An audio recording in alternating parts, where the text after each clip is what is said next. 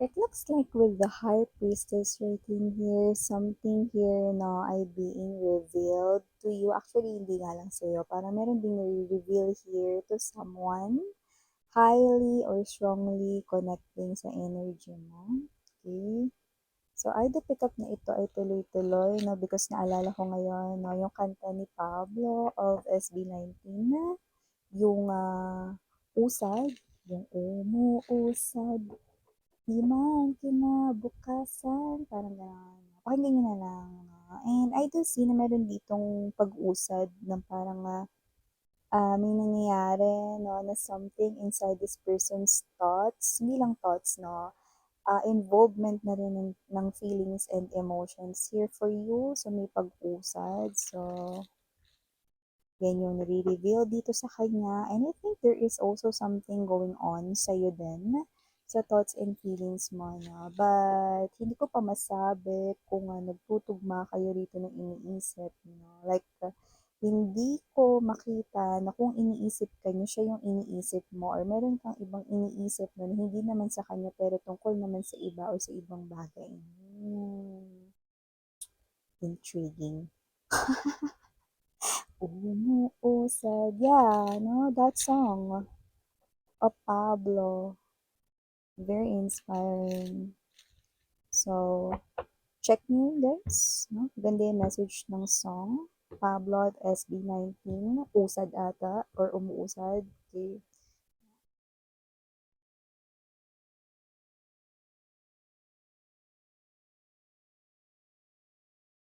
Oh.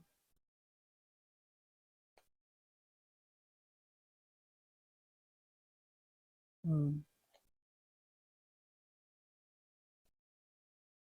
Center ng reading, the sun. We have the Nine of Wands here. Bala siya dyan. Okay. Power. Yeah, told ya. We have here this Queen of Coins. By the way, we have here the King and the Queen of Coins. But it looks like, okay, separated or not yet na magkasama. Magician here. And the Five of Swords. Okay. Minsan na kayong naging isang team nitong tao na to. Okay? Kumbaga may maganda kayong partnership dati. No? At nakikita ko rito na maaaring ngayon ay separated na kayong dalawa. Okay? Pero nakikita ko rito na meron kasi ritong energy no, ng isa pa. Okay, na energy. Mamaya ko yung babanggitin sa inyo. Pero so nakikita ko kung sino man tong person na ito no, na you are no longer connecting sa kanya, wala kayong message dito, wala kayong text, wala kayong palitan dito no, ng kamustahan, walang ganon. Okay, so I do see that this person right in here, may sinasabi siya rito. Okay, pag-iisipan niya daw muna. Bala siya, sige, siya din. Mga hanggang kailan pa, no? Mga gaano katagal pa siyang mag-iisip, no? Kasi nakikita natin dito, parang ang tagal niya nang nag-iisip, wala pa rin desisyonan, di ba? So, parang kailangan na mag-desisyon, di ba? So, nakita natin dito that wherever these images, I do see that this person right in here, no, ay someone na, okay, araw-araw, yung focus niya iisa lang. Marami man siyang ginagawa na mapa-household man yan na mga gawain, mapa-trabaho man yan, work from home office, mapabiyahe man yan, no, on the way or pauwi siya, bala siya. Okay? Isa lang yung topic na bumabalik-balik sa isip niya dito. No? At yun nga yung topic or issue no, ninyong dalawa. So, how come this person here, no, hindi na kayo nag-uusap, pero tingnan mo kung gaano siya rito naglalaan ng oras araw-araw sa'yo. Parang nagiging, what's this? Nagiging parang singit lang yung mga importante pa niya ritong dapat gawin, no? At nakafocus lang siya rito, no? Pagdating sa energy mo. Yan, no? Kasi with the Five of Cups, nakita natin dito that this person here, no, ay may energy ng parang, alam mo, ewan ko ha, pero parang yung energy niya dito, hindi naman sa ma-pride siya or ma-ego or pinapairan niya yung pride or ego niya, hindi ganun. Pero nakikita natin dito na parang, wala kasi siyang choice, wala siyang magawa sa sitwasyon kaya parang pag-iisipan niya na lang daw muna, ayan 'no. Pero siyempre alam naman natin, na the more na nag-iisip ka pa, the more na nasasayang din yung oras, 'di ba? Nasasayang din yung parang sana may ginagawa para nalalaman mo kung may progress ba, 'di ba? Dapat may gawin, no? So whatever the case may be, I do see that whoever this energy is, this person right in here, no, ay very bothered dito 'no, sa situation niya with you. Yun ang iniisip niya, naka-stuck yan sa isip niya dito. Kunwari, gagawa siya ng trabaho, gumagawa siya ng trabaho ngayon kunwari, 'di ba? 'Pag natapos niya na yan B, babalik na naman siya rito 'no, sa pag-iisip sa'yo. Okey, ngayon kung magkakaroon siya rito ng bagong gagawin, like let's say may lumapit na kaibigan or katrabaho na nakipagkuwentuhan sa kanya, after ng kuwentuhan niyo yun, babalik na naman ulit dun sa issue na maiisip na naman niya ulit ikaw dito 'no. So talagang, you know, parang nagiging ano na lang 'no, nagiging singit na lang dito yung mga iba pa niyang mga ginagawa everyday 'no, pero ang daily routine niya talaga rito ay nakaangkla sa'yo, naka-anchor sa'yo. Yes, you heard it right 'no. So I do see that this person right in here with the Sun card energy, malinaw na malinaw 'no, na itong tao na 'to 'no, ay sinusubukang maghanap rito kahit maliit na butas. Strategy 'yun 'no, paraan para muli rito 'no, hindi maka-connect sa'yo 'no, kundi para muli ritong maibalik 'no ng diretso, ng straight rito yung relationship ninyo way back then. So ngayon, nakikita natin dito na parang pag-iisipan niyo daw muna 'no, kasi nga siguro dahil ayaw niya rin dito magkamali kasi we have here this Two of Swords 'no, I mean the Two of Wands 'no, pero binanggit ko yung Two of Swords, ibig sabihin okay, this person here really wants to communicate sa inyo, no? Pero parang may energy siya rito that with the two of wands, hindi siya dito dapat magkamali. So, ibig sabihin, itong bagay na to ay pinag-iisipan niyo. Pero syempre, mga babe, ito mo, chariot energy, one of the fastest energy sa tarot. Pero kung papansin mo, hindi niya alam, may dalawang daanan dito, di ba? So, whatever the case may be, yung kanya ritong energy, hindi niya pa alam. Okay? Pero, nakikita natin dito na pinag-iisipan niyang mabuti. Alam niyang kailangan niyang kumilos or meron ditong go signal na kailangan niya rito na gumawa ng paraan. Pero, wala pa siyang maisip. So, parang hinahayaan niya na muna or pag-iisipan niya na daw muna kasi nga mahirap magkamali. Eh, paano kung wala na nga talaga ritong time tapos late na late pa siya rito, so ano na? Hindi ba parang mas nakakatakot yun? Kaya ako sa kanya dapat kumilos na siya, di ba? So, bago natin pag-usapan ito, mabati muna natin everybody. Hi and hello to everyone. My name is Yan. Welcome to subscribers sa Training Instant Bars na gusto niyo walang sawang gawin support for me kundi yung panalitz mo pa tayong isa pang channel link down below lang sa ating description box. So if interested, just click that link para makarating kayo there. Everyday nag-upload tayo ng collective readings for all signs there. At kung hanap naman ninyo mga babes, no, ay mga iba pang mga readings, pwede nyo rin na tingnan yung ating mga matagal nang naka-upload ng mga video readings, no? Kasi pwede rin yan dahil timeless tayo dito. Ibig sabihin, kahit na isang dekada ko pa yung in-upload dyan, no? Or siglo pa yan, no? Kung tinatawag yung attention mo, no? Na panuurin mo yan, din ngayon pa lang ibig sabihin yung right time para mapakinggan mo yung nakapaloob na mensahe dyan. Yan. So, wala tayo dito na gender ba, lalaki LGBT, possible din magpalit ng roles general reading kasi ito.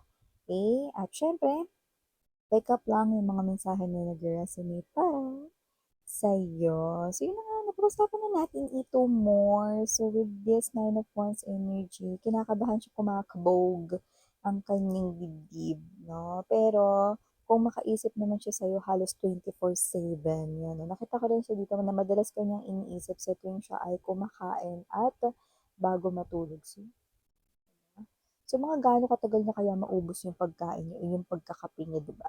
So, whatever the case may be, just take only what resonates. But here, I do see that your person ay may energy rito, no, ng, what's this?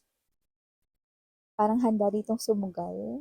Eh, maibalik lang dito, no, sa tama ang lahat, no. Pero dahil nga natatagalan siya, dahil nga ayaw niya rito magkamali, no? Hindi naman sa sinasadya ng tagalan yung kanya ritong pagkilos o pag-iisip, kundi gusto niya ito na parang maigawa ng tama at maayos, Eh, kaso nga 'no, paano kung super lalo na yung iba sa inyo rito parang naka-move on na kayo sa kanya, kasi you're not, looking sa kanyang direction ngayon 'no. More likely siya yung, nakikita natin dito 'no, na may offer at nakatingin sa'yo, look at this.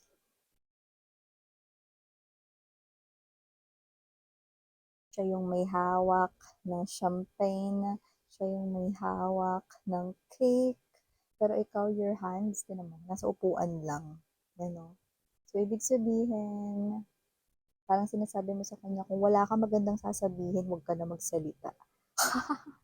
Kung hindi maganda yung offer mo, 'wag mo nang sabihin yung offer mo, So it looks like, you are standing your ground and you're protecting your energy as well as your resources and the new chapter that you're creating here because I do see that you are better off without him or her. Oh, so with the magician energy, it looks like here you're manifesting your dreams slowly but steady, and it looks like you are paying more attention now sa mga nakikita mong mas importanteng bagay kesa dito sa tao na 'to 'no. That's why this person here feels conflicted. That's why this person here feels this frustration, this, complex thinking 'no. So, parang hindi niya rin alam rito kung anong gagawin. Things are really complicated sa kanyang energy 'no. See? See how this person here ay bothered sa'yo but you are more relaxed dito. It seems na alam mo na nagkakaganyan siya pero relax ka lang, 'no? Parang hindi ka rito naapektuhan, bahala siya diyan, miss yan, deserve niya yan, yan, okey lang ako dito, diyan na lang siya, parang gano'n yung energy mo more likely. And it looks like 'no, kung gusto niya man na makipag-usap sa'kin, miss yan, siguraduhin niya lang na yung sasabihin niya ay hindi ako mabubwisit na gano'n, 'no? So, I do see that this is you 'no. Bibigyan mo lang siya ng oras dito or time dito 'no, kapagka yun ay nakapabor sa'yo. Ngayon 'pag binigyan mo siya ng oras rito 'no, at panahon 'no, dapat siguraduhin niyang hindi masasayang yung oras na ibibigay mo sa kanya, yun lang, 'di ba? So, parang yun lang yung hinihingi mo on your side dito 'no, and it looks like this is you, even though matagal mo nang alam yung truth about this. Kasi yung iba may sasabihin dito na, "Uy, hindi ako nasabi sa'yo dati, gusto ko magpaliwanag tungkol sa nangyari dati or whatsoever." It looks like you already knew kung ano yung truth na yun with the centered energy na pero parang ikaw to, sige, let's hear it from you, yung galing talaga mismo sa'yo. Tingnan natin kung magmamatch yung alam ko at kung magsasabi ka na ng totoo this time, for closure, no? Parang gano'n na lang din yung naisip mo rito or for the very last time, pag pinakinggan ko ba siya rito, talaga bang magsasabi na siya ng truth and nothing but the truth, diba? Sa ganong klase ng energy. So, yeah, I think this is you. Okay, you're better off without this person here. And for a lot of you, maybe this is just a closure. And yes, kaya na binanggit sa inyo, there's another energy here. Don't worry, that's not the third party, but it's the person you're meant to be with. Your true destined person here. No? So, kung hindi pa siya dumadating sa life mo, no, just stay where you are, sweetheart, because that person ay coming for you. You do not need to search for that person everywhere because the timing is perfect now. So, for a lot of you, you could be meeting this person right in here na bago magpalit itong taon na ito, no? Yeah, late 2026, that's the Burr months here. Your person here will definitely find you. Alright. Oh, initials na tayo, we have here capital letter C, capital letter K, capital letter T, capital letter M, capital letter S, capital letter A, for E, maaaring dalawa daw ito, just if only what yung dalawang capital letter E is yan, na, okay? Dalawang capital letter A, okay? So, maaaring dalawa yung pangalan niya, no? O baka kapapares ka ng letter A, okay? Or apelyido just take only what also have here capital letter G and capital letter B as in boy, ano. So, sana intindihan nyo magkakatunog, magkakatunog mga babes, ha. Okay, wala tayo sa English grammar dito, pero mukha namang nilinaw ko, no. We also have here small letters now. Okay, let's begin. A, C, Q, E, Y, D as in dog, B as in boy, victory, V, S, I, and last but not the least, we have letter N. So, ito yung mga nakuha natin dito mga mensahe right here forever. Sabi ng Rihanna, Ani for the girls and Yana Duna for the boys. Sarang Hayo, love and like, Nadra, please to check out our other channel, Damim, which means Bodies of the Moon in Korean. Link down below lang sa description box ng reading na to. Again, Sarang Hayo, love and light.